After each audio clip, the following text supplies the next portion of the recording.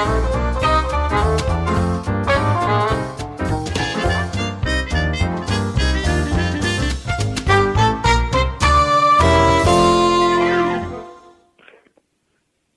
good afternoon. This is Brad Sweeney, president of Just Small Biz Marketing with the Bald Man Marketing Hour. So we have our guest, Rosa Maria Vittoria, here, and we'll introduce her in a bit. But I want to talk about today's topic, which is who else wants to cut their advertising costs by 37% while increasing sales by 15.6%. Now, I use these figures because that's what we've been able to do for one of our clients in an established industry that didn't grow as much as, brand new industries out there. And these are documented results. And I want to talk about, related to that, how you can approach your advertising and increase sales while spending less money on advertising. Now, typically what happens when I go into a business from a marketing consulting perspective, and they don't have a true marketing person, and by that, I mean, I'm talking about somebody who's given the title of marketing director, marketing coordinator, et cetera, in a small business, which is typically what you see. Somebody's out there and their whole job is to go to networking events or something like that. That's not really what I'm talking about. I'm talking about a marketing professional with decades or years of experience and education behind them that can take a coordinated approach to marketing. And if you walk into most small businesses, they don't either have that kind of person or they don't have the right type of person. So I guarantee you, without a doubt, you're probably going to find advertising dollars that are literally being thrown away. That's generally because you don't have a person to help you identify the wasteful dollars. Now, if you don't have that, here are 3 tips that can help you. The first is, if you know enough to want a way to track the ad by a custom landing page, offer a tracking phone number, and you know that. So if the ad rep tells you that you don't need to do it because it's brand awareness, don't waste a penny on it. Okay? Don't waste any advertising on something that you can't track to see if it's working. When we did this with one of our clients, we saved them $27,000 on advertising in the first year alone. They had spent year after year, but it had never produced results. We cut it completely and used that money for advertising that we could track, and sales grew. The second thing is, if it's something that could potentially be seen by everyone and get sent to everyone in a wide geographic area, chances are you're throwing your money away. Not everybody's going to use your service. Not everybody's going to need your service. A geographic area doesn't necessarily define us anymore. You can go into any neighborhood, et cetera, across the spectrum, and you'll find people with varied interests, varied personalities, varied family types, et cetera. Geography really doesn't define us so much anymore. As a small business, don't say I'm going to market to anyone in Seminole County or Brevard County or whatever county you live in. It's not effective. Don't do that. The third thing is, if it contains many of your competitors, so you're one of many, why are you advertising in it? The advertiser doesn't care whether your customer chooses you or your competitor. They have one focus. They want to get people into their medium. They want to get them to advertise in their magazine, their newspaper, their radio station, their billboards. It doesn't matter. Their whole job is to get business for their channel, so to speak, so they don't care. I can go into any magazine. In fact, I just got one the other day. There are 2 or 3 different jewelers in there. Now, the advertiser doesn't care which jeweler somebody picks. As long as the advertiser is paying the bill, that's fine. They couldn't care less if it's working or not. Now, you as a small business owner need to hold every channel, everything you do, accountable to see if it's working or not. Because you're a small business and you don't have the luxury of wasting dollars. You don't have that luxury, so you have to make every dollar count. Of course, this relates to the first one. You need to make sure that everything you do is trackable. Don't listen to an ad rep who says it's brand awareness. Don't, because brand awareness can often translate into brand awareness and product awareness. Product awareness might lead you to a potential customer, but it also might lead the potential customer to go to one of your competitors because now they're aware of this, and now they might go, oh, I saw that in the store. Let me go look online and see if I can do it something differently. So the bottom line here is if you really want to lower your costs and increase your sales, you really have to track things and do it in the proper way. We'll talk about later. You can contact me, and I'll give you that information. But now, today, I want to talk to you about Rosa Maria Vittoria, and I'm just going to, introduce you, and you can tell what your business does because you know it better than I do. Of course. Thank you, Brad. Well, I own a company that it is pretty much now very well known in our area, I would say the entire county. I am a translation and services provider as well as paper works. So pretty much you could name it. That's it. I am a translation immigration service provider. So, all right. So, what does that mean? Like when you say, all right, let's say I watch a show on TV, 90 Day Fiance, for example, and they I guess have 90 days to get married to, 90 days to get married to apply for a visa, but a lot of times they don't speak, English, so to speak. So, where do you get involved in the immigration process, for example? Well, I do provide the services of the translation for hard copy paper, whatever type of translations are, as well as I can help interpreting the non-English speaking client or beneficiary in order for the person to understand what's going on. Because being just a service provider doesn't mean that you have done your work and that's it. I interpret what is written on English for the non-English person to better understand what the person is about to fill out or to sign as a document so that the person has peace of mind while looking at that particular document. So when I say I am a language service provider and we are translation office, you can think any type from translating the websites, from translating your birth certificate, the death certificate that does not literally have to be a person from overseas and non-English speaking. It can as well, unfortunately, be, I don't go any further, one of our militaries who passed away overseas or a U.S. citizen and needs to have that particular certificate translated into English, because it's not always from another language into English, but into English so we can put it here in our departments and used in our language. So it goes both ways. So how many languages can you translate? Personally, I do 7 languages.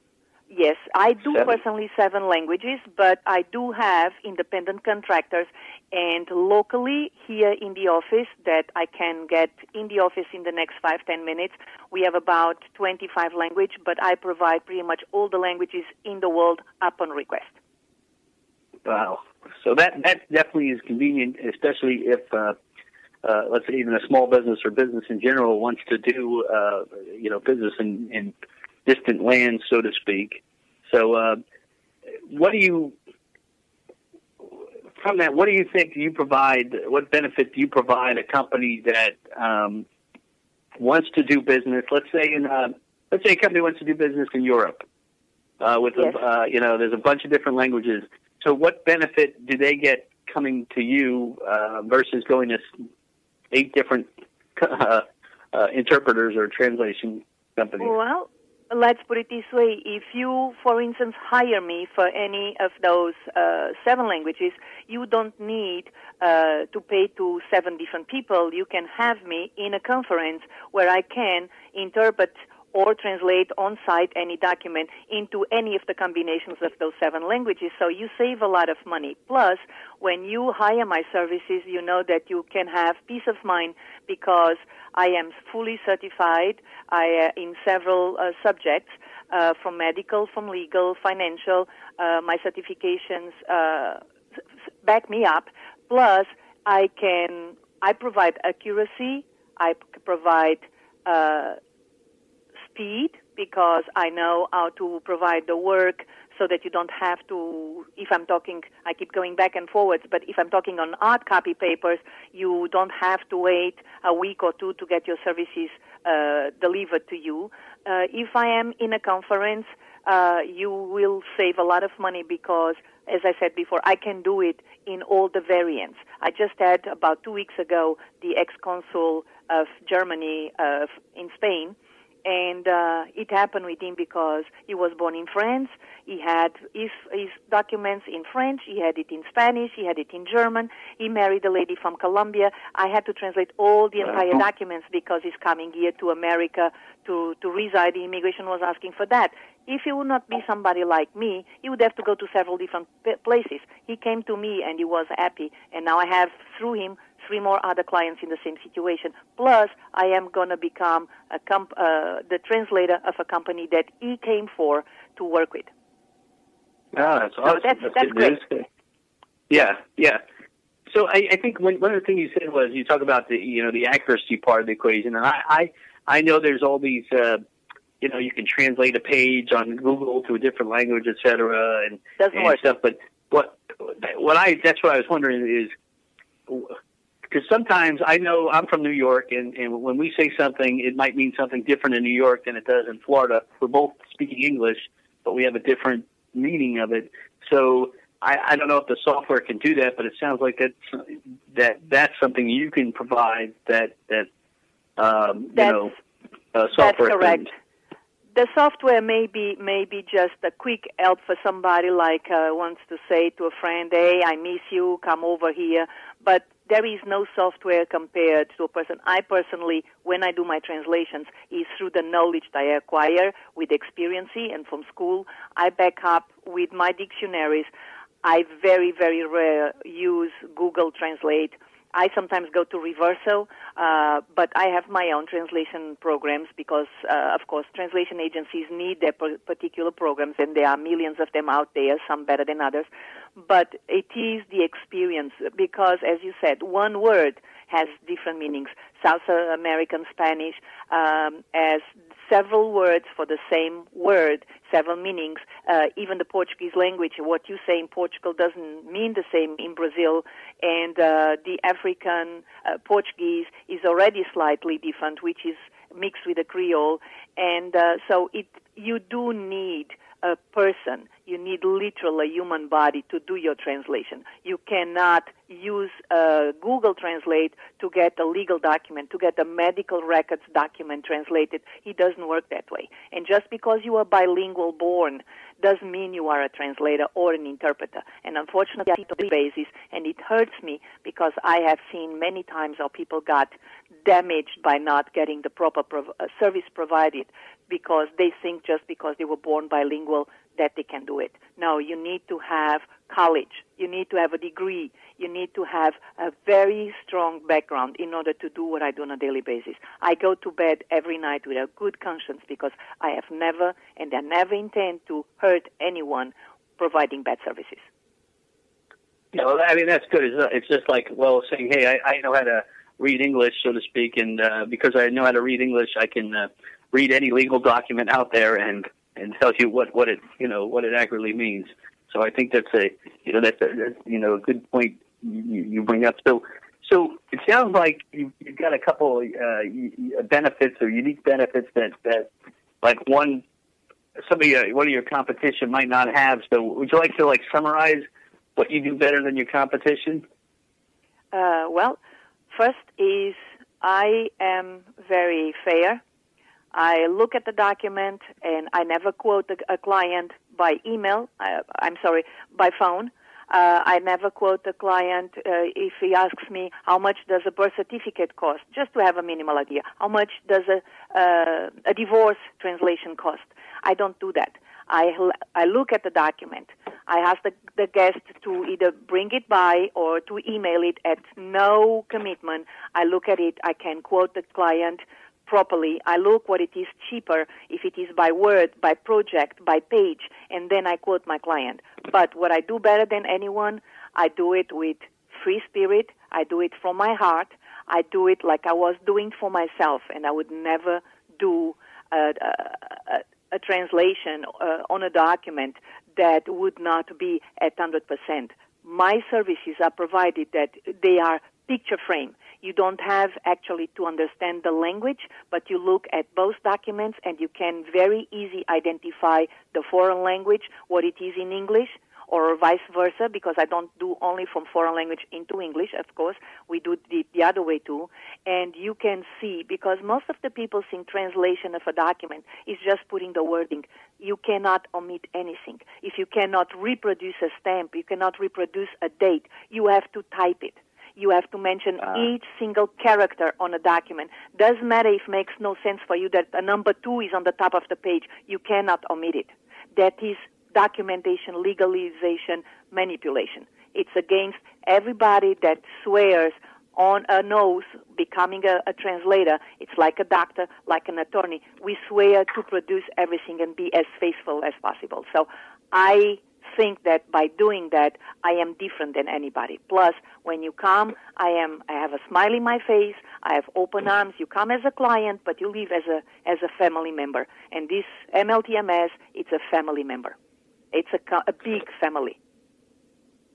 Well, so that, I mean, the fact that you say it's kind of a big family kind of, leads into my next question is, like, what's your motivation for doing your business, and why do you do it, basically? I mean, what led you to the business? I came 21 years in March will be 22 years I'm in the United States, and I had the fortune of never be an immigrant. I came already with the embassy contract because I'm a nurse and a physical therapist. But because of a car accident and a heart attack, I could no longer practice what I love best. That's why I love helping people, and that was my passion. I couldn't do it, so I tried to get what I like doing best, still helping people, so I used my languages in order to be able to do that. My passion is helping people. My heart goes out for the people. I know exactly when I had to go through immigration, and I did my own documentation, never used an attorney in my life. I know the struggle that I had because of the complexity of the words. Now I can imagine, and I put always myself in the shoes of my clients, and I realized how difficult that is and how hard. So if I already could do it, knowing and speaking the English language the level I do today, I can imagine these people that come here need to do something, and they cannot sometimes help themselves with an attorney because they don't have the money, not speaking a word of English, not knowing how to read, because not all the immigrant does not speak the language, not wanting to and just wanting our benefits. Sometimes they have not even gone to school in their own country. They don't know how to read and write their own name. So it is very difficult for these people. And because my heart goes out for these people, and the passion to help people took me to do it. I think that this is a way, not being able to take care of them medically, hands-on. This was in writing legally how I could take care of them. And so I became a paralegal. I went to college. One thing led to the other, and that's what I'm doing today. I am very happy every night when I go home and I say, I helped today this person. If I made a difference in his life, if I would not be there, he probably would be lost not knowing how to fill out his papers. People come to me for the most weird things. Do you say real or weird? Weird. They believe me. Sometimes I think I have a star in my forehead for the weird things because they think, oh, I know the right person. I go to Rosa. She will know how to help me. So, can you give me an example of a weird thing? Well, now you caught me off track. A weird thing. Yeah, exactly. I have had people coming to me, I want to take my dog, and I don't know how to do it. And I'm like, we want to take a dog where? Well, I'm going to go on travel. Well, believe me or not, a dog does need to have the passport, the shots, and does have to have the health certificate translated in order to go somewhere overseas. This is weird because I'm a translation agency, but I do take care of the pets. So it's a weird thing. Right. And a funny thing at the same time. Yeah. All right. So you're a small business. You've been in business for a while. What has been your biggest challenge? The biggest challenge is actually the constant changes. You have to keep being up to date. So it's not that you, just because you did the certification, and now you have an open door and you work on a daily basis, you have to keep studying, you have to keep looking at the government changes, and you do have to be better, an extra step, even if it is just an inch, than the big companies out there, because they do have the tendency of swallowing you. And I think because I have been trying, and I think successfully, managing to give that extra inch of difference in the services that I provided, I have survived this economy, and I have been, gladly can say, progressing, and have increased in the last 14 years that I am here in Cocoa. And that's the big challenge. And the other challenge is actually the small people that just starts doing the work with no licensing and going around providing the services, offering services cheaper, and the guest goes there trying to see, let's see if it is better, and they realize then their cheap price became more expensive because they have to come back to you to provide the proper, well-done service. Right, and I think that's sometimes I think what happens to a lot of small businesses, especially those that have a service orientation like you, is there'll be people who will just get on the phone and price shop a little, and sometimes like you said, somebody will quote somebody a price just to get them into their doors, and then once they're in there, they add on all these other costs that make it much more expensive than it would have been going to somebody who is licensed and has the experience. So I think, that's something that, you hit the nail right on the head with that. And then you also mentioned the challenge of the big businesses. And I've said this before. I mean, you've got a lot of big box places like there was Circuit City, for example, which is a big business. Well, Circuit City is bankrupt now. It's gone. It went by the wayside a few years ago. And I always admire the small business owner that managed to outlast these big Fortune 500 and National Stock Exchange listed companies. So that shows how you being nimble is important. And what advice would you give to somebody who just started out saying, "Hey, I'm going to start a small business"? I would tell that person, be cautious. Think twice. Some people think, I'm going to be a business owner. I'm big out there. Now, when you want to be a small business owner, you have a lot of challenges that you need to overcome. You married, first of all, the company. You are married 24/7. You have to be prepared for hiccups, like I call them. For people, you have to be prepared with next to you. And now the word is gone. Next, you have to be prepared to keep moving on should you have an impasse and keep going, otherwise you will stagnate. You need to be prepared financially. You need to have something on the side because the business is very hard.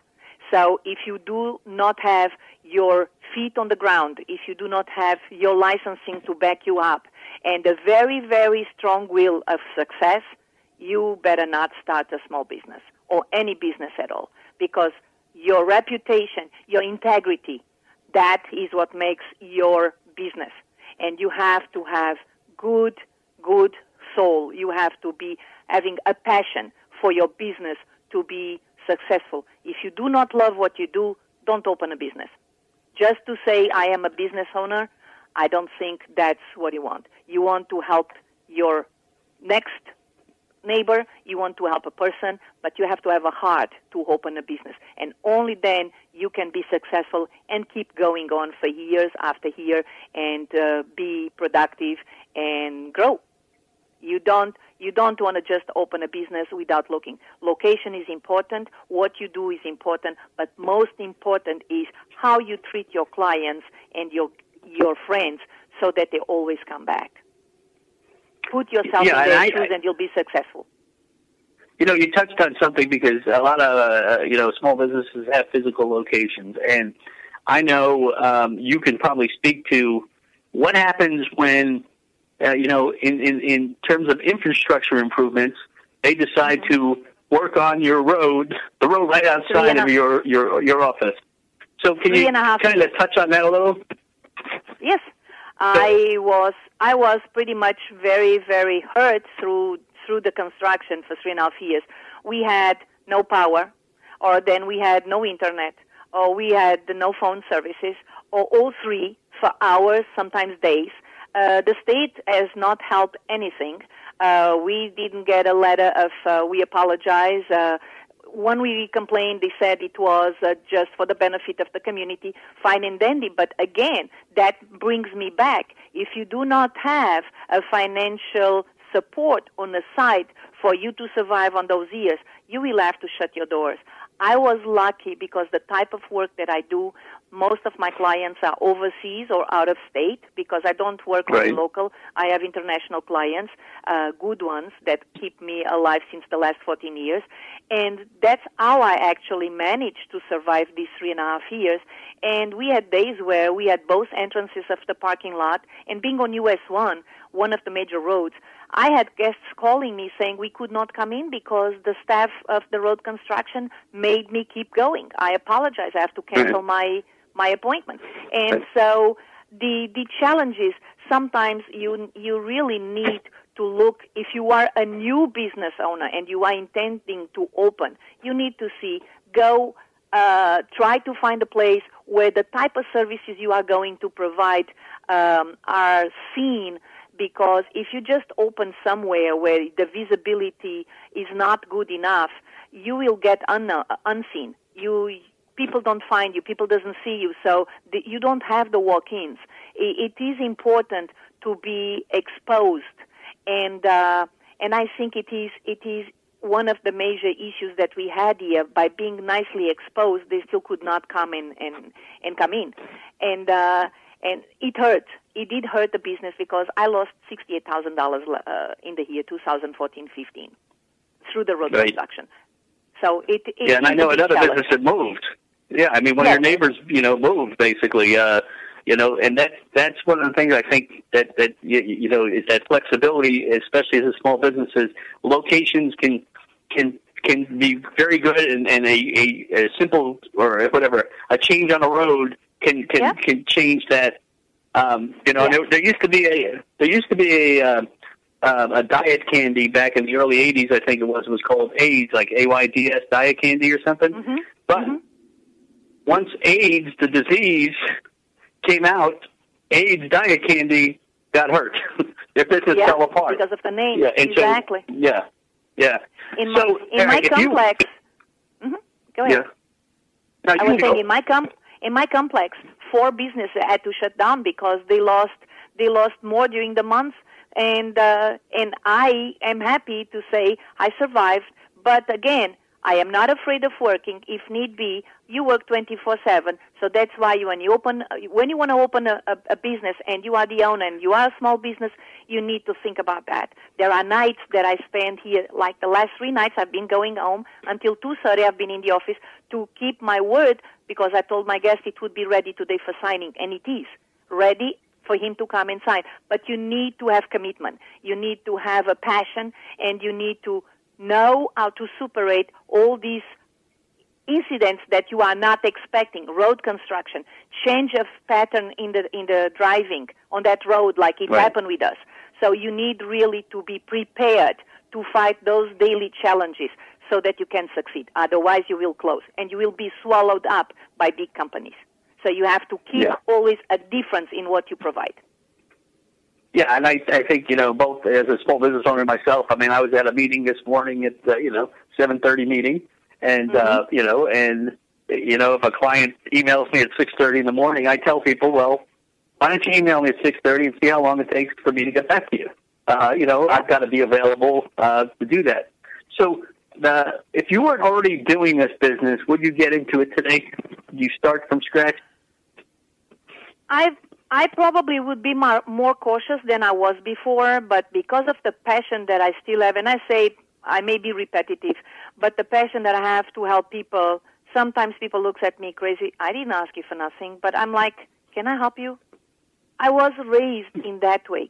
Can I help you? Right. And I love helping people, so I probably would go head over heels again with not thinking twice. Yes, I would open this business again, because this is a way for me to show my compassion for people who cannot do it, people who is elder, people who has no family. and does not know what to do. People sometimes come to me, that's what I say with the weird things. They come to me, they just want to talk to me that the next door neighbor made noise. I'm not a counselor, but I gave them a smile. I offered them a cup of coffee, and they went out as a friend. So yes, I would open my business again. I would do a few things. I would do a few things different because I'm not a non-profit, and 90% of my day becomes non-profit because of my heart. My heart tells them one thing. My head is thinking business, and my heart is saying, let them go, don't charge. Right, and that's always a challenge with the small business because we don't have sometimes, especially a sole proprietorship, you don't have somebody that you have to be accountable to say, who's watching the bottom line and saying, exactly. I know you want to do this, but we need to pay the bills, etc. Yeah. So you talked about that. You talked about service. Now, if I remember right, don't you have a son was in the Army or something like that? Son, you have some military experience. My son is a 3-time vet in Iraq, and my daughter is a retired Marine. I was in the Air Force in Europe. Excellent. So thank you for your service, your family service as a fellow vet. So appreciate that. Yeah. So all right, we're wrapping up here. What else do you want anybody to know about your business? Like anything at all that we haven't talked about? Yes and no. Sometimes people just tell me, I did not know you provide those services. Well, maybe if you talk to me, of course, if the people does not know that I exist, they don't know about my business. But it's pretty much that we are a legal service support providers. We do immigration. We are translation services. We provide mobility services type hubber because I do have contract with workers' compensation, so we do transport people, and we have the license for it. But I really don't know anymore what to tell people about my business. My business for itself says it all.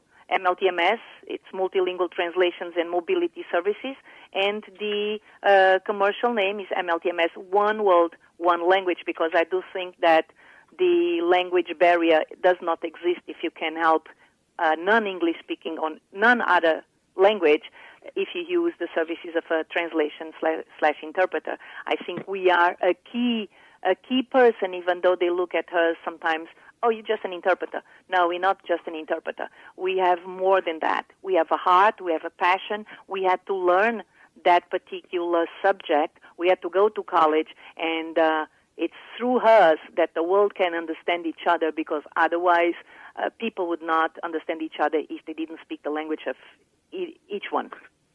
So I think we do play a key role between medical, we do play a key role between legal. I do court interpretation, and it is very rewarding to see the eyes, and like I used to say, don't pay me nothing, but when they give me the hand and they say, thank you, you helped me a lot, thank you very much, that is my payment. That's my reward on a daily basis. Well, that's good, and I know I appreciate everything you bring to the fight, so to speak, to put my military hat on, so to speak. But thanks for being a guest, and you can go to your website at mltms.biz is one of them. But just put MLTMS in there, and it'll get to your site. And that's it. I want to thank you for being a guest, and I'm going to thank you for inviting me. Yeah, a question that I got asked this week, and I'll give you my answer, and then we'll wrap it up. But thanks again, Rosa Maria. You're welcome. Thank you, Brad, and I wish everybody that is listening a happy day. And thank you to you too, Brad. Yeah, thank you. Okay, so one of the questions that I got asked this week was, I'm a new business. What do I need to do to get started, to get people? And I don't have a lot of money.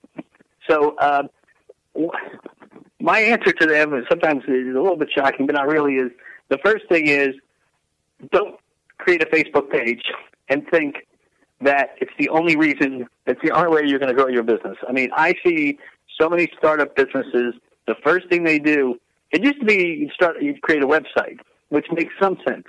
But very often I run into businesses that the only thing they have out there is a Facebook page, okay? Now, that's appealing because it's very easy to do and quick to do, but it doesn't help you really generate business on your own. I mean, you can put people on there, you can put likes on there, and et cetera. But at the end of the day, you have to get people to go to that page to learn about your business. And you're compounding the problem by people who don't go on Facebook regularly, who don't go on social media regularly, but may be great customers for your particular business. And I'll use the example of let's say you're a travel agent, so to speak, or something, and the only thing you had was a Facebook page. Well, a lot of people who cruise, who have a lot of money to cruise, tend to be a little bit older. Now, I know they're using social media, but they don't go on social media. And if you only had that page, some of your best customers would never hear about you and never find you. And so you've got to make sure that you're available to as many people that in your target market as possible, which is why the first thing you should probably do is really create a website. You know, that's probably one of the key things you can do. And before that, of course, I believe you should do a marketing plan so you can know what that website should be and what it should include and who it should target, et cetera. But you really have to focus on something that can be the core at which you can build everything around, like the hub of a wheel. And social media is a spoke on the wheel. It's not the hub of a wheel. So small businesses, if you're thinking about starting a small business, don't get fascinated with social media up front. In some categories, in some industries, it can do very well. For most businesses, the only thing it's going to do is make you feel good. It's going to be like eating junk food, you know, and you're going to eat it, it feels good, but at the end of the day, it's really not doing you much good.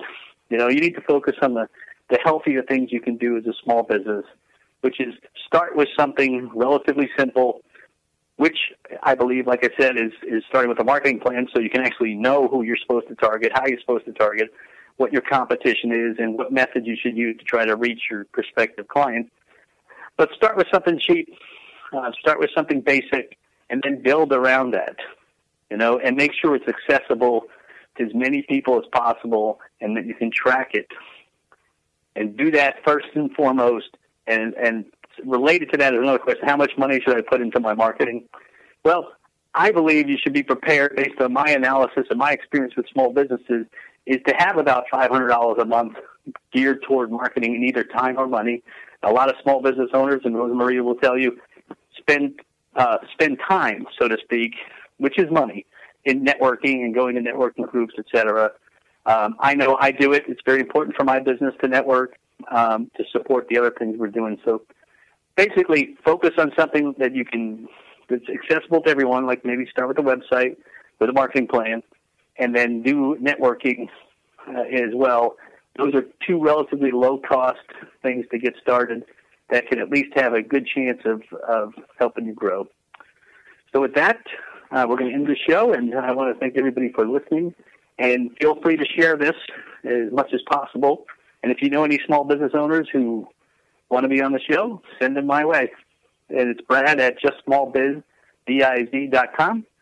And justsmallbiz.com is the website. So thank you, and have a great day.